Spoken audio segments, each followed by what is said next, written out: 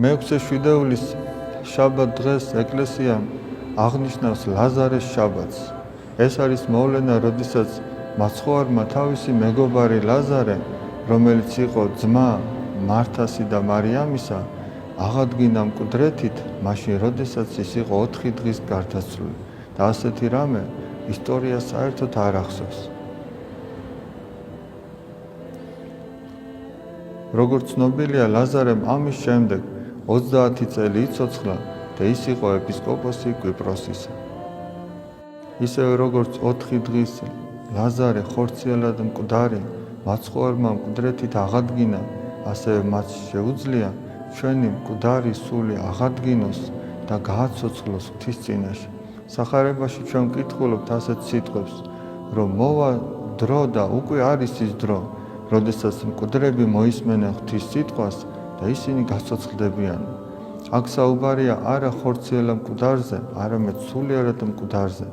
და ჩვენ თუ გულს გაუხსნით ღვთის სიტყვას და თავად მაცხოვარს უფალს ჩვენს იესო ქრისტეს, ის შემოვა ჩვენს გულში და ჩვენ მკვდარ გულს ღვთის წინაშე აღადგეს. გული მკვდარია მაშინ, როდესაც ცოდავს, ხოლო ის ცოცხლდება, როდესაც ნანობს საკუთარ შეცოდებებს და მაცხოვარის თავისი მოწყალებით მიუტევებს და მკვდრეთით აღადგენს მის მკვდარ სულსა და გულს.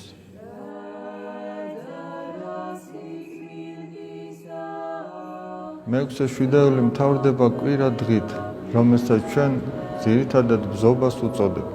ეს არის დღესასწაული, როდესაც მაცხოვარი თავისი დიდებით შევიდა იერუსალიმში და მას ბაიას, ტოტებს, ტანისამოს უფენდნენ ფეხქვეშ და შეძახილებით ამკობდნენ ოსანა მაღალთა შინა, კურთხეულარს მომავალი სახელითა უფლისათა, ოსანა ძესა დავითისასა. და ჩვენ ამ დღესასწაულის ჟამს სახლში მიგოქვს ნაკურთხი ბზა. ახლა ადამიანი იკითხავს, რატომ მიგოქვს ბზა სახლში?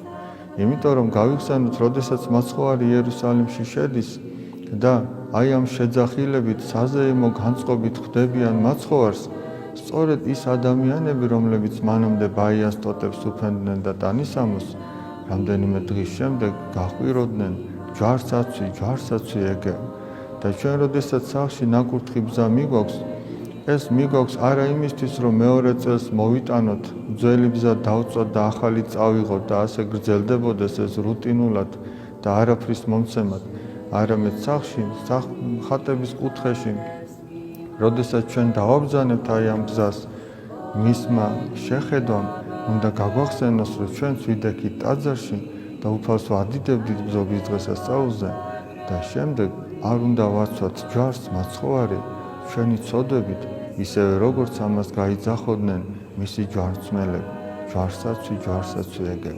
იმიტომ რომ თითოეული ადამიანი საკუთარი ცოდვებით უმძიმებს, ჭრილობებს მაცხოვარს, რომელიც არის ჩვენთვის ჯვარცმული. მაგრამ თითოეული ადამიანი, რომელიც სინანულით მოიქცევა უფლისაკენ, არა მარტო უფლის, არამედ მთელი ზეციური ანგელოზების სიხარულს გამოიწვევს.